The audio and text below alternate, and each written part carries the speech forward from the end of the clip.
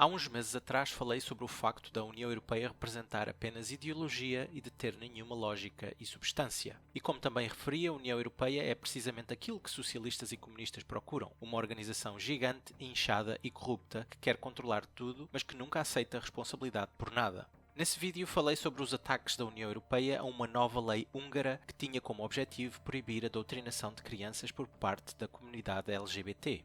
Algo que parece lógico para alguém com consciência ou que tenha o mínimo de inteligência, porque é suposto serem os adultos a proteger as crianças de qualquer ideologia até que elas cresçam e possam tomar as suas próprias decisões. Mas para os eurocratas, a doutrinação de crianças deve ser permitida, mas apenas se essa ideologia for a mesma seguida pela União Europeia.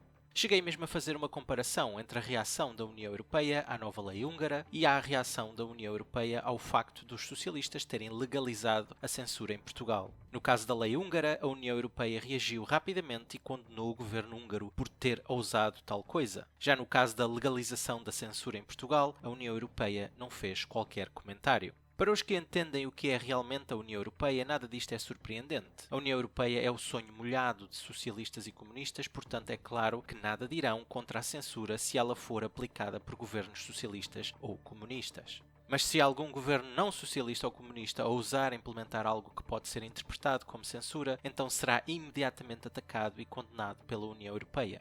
A Hungria já tinha sido atacada pela União Europeia em outras ocasiões. A mais famosa estava relacionada com a política de fronteiras abertas que a criminosa Angela Merkel queria obrigar todos os Estados-membros a implementar. A Hungria recusou seguir tal política e, enquanto europeus na Alemanha, Suécia, Espanha, França, Reino Unido, Áustria, Holanda e outros países europeus eram atacados, violados e mortos pelos chamados refugiados, a Hungria estava segura, porque ousou ter políticas de controle de fronteiras e realmente verificar o passado de quem tenta entrar no seu país. A Hungria chegou mesmo a construir uma vedação nas suas fronteiras com outros países, que obviamente ajudou a impedir as hordas invasoras. Imaginem lá tal coisa, um governo que ousa implementar políticas tão radicais para proteger o povo que o elegeu. Outro país que seguiu o mesmo caminho da Hungria foi a Polónia. Também não seguiram o decreto de Angela Merkel e, portanto, não sofreram com o aumento de crimes, especialmente violações e assassinatos. Esta decisão, tal como com a Hungria, transformou a Polónia em mais um alvo para a União Europeia, mas recentemente a Polónia transformou-se num maior alvo que a própria Hungria.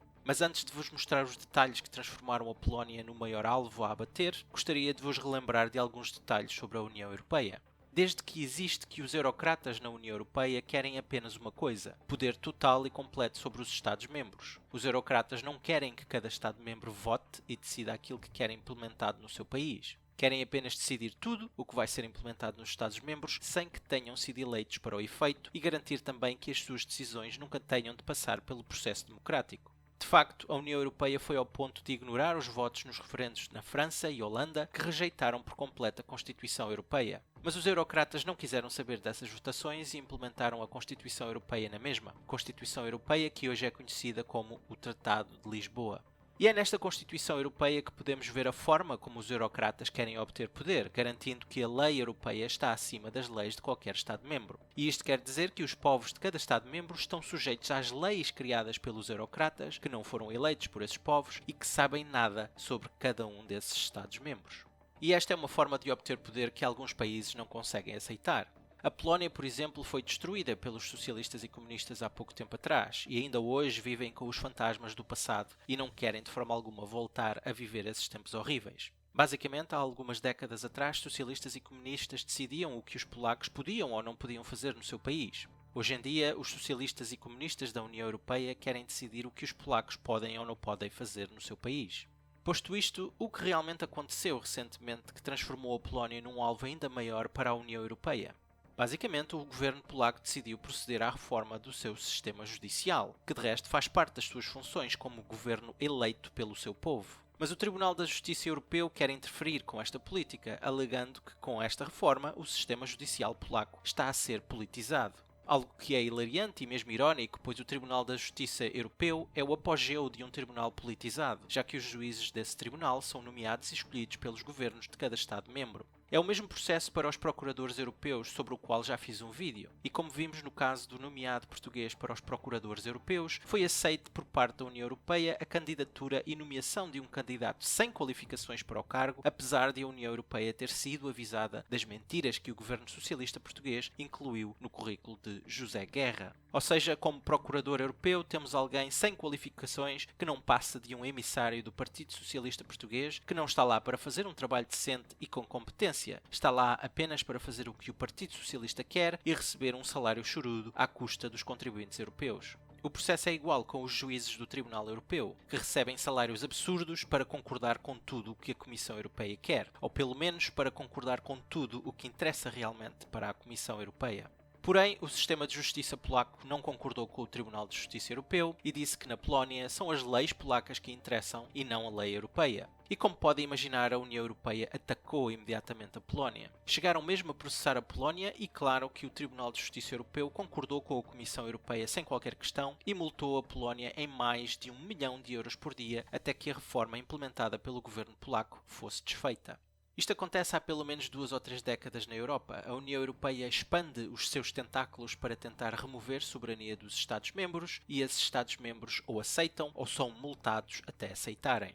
Há quem argumente que a Polónia pode sempre sair da União Europeia, mas como vimos com o Brexit, essa não é uma solução fácil, pois ao contrário da propaganda da União Europeia que alegava que foi o Reino Unido que demorou tempo demais a sair, a realidade é que a União Europeia tudo fez para atrasar e impedir a saída do Reino Unido da União. De facto, houve interferências claras da União Europeia mesmo em processos eleitorais britânicos. Guy Verhofstadt, do Parlamento Europeu, participou na campanha anti-Brexit no Reino Unido do partido Lib Dems. Quando confrontado com essa interferência, Guy Verhofstadt defendeu-se dizendo que não era interferência porque o Reino Unido ainda não saiu da União Europeia. Mas esta defesa é mais um argumento a favor de todos os que criticam o comportamento ditatorial da União Europeia, porque estes eurocratas julgam que podem fazer tudo o que querem em qualquer Estado-membro e não podem sofrer quaisquer consequências por isso. Os Estados-membros têm de aceitar tudo e calar, incluindo interferências nas suas eleições. Por tudo isto, o governo polaco reagiu à multa de mais de 1 milhão de euros por dia do Tribunal de Justiça Europeu, dizendo que a Polónia não deve pagar qualquer multa. Precisamente porque a Polónia sabe muito bem o que é ser obrigada a fazer o que quer que seja por socialistas e comunistas no passado, e não querem repetir o processo. E da minha parte estou completamente de acordo com a posição polaca. Precisamos de mais países a desafiar os eurocratas que não passam de ditadores de facto. Os eurocratas querem ditar o que cada Estado-membro pode ou não pode fazer sem serem eleitos para o facto pelos povos desses Estados-membros, e isso é a mais pura definição de ditadura e o completo oposto de democracia. Se a União Europeia continuar este caminho autoritário, mais países começarão a reagir e a desafiar os eurocratas, ao ponto de alguns países saírem mesmo da União. E eu espero que este seja apenas mais um passo para o fim da União Europeia. Se não for o fim, que seja pelo menos o voltar àquilo que a União Europeia foi no início, apenas acordos comerciais entre países, e é apenas isso que precisa de ser. Espero que tenham gostado e até à próxima.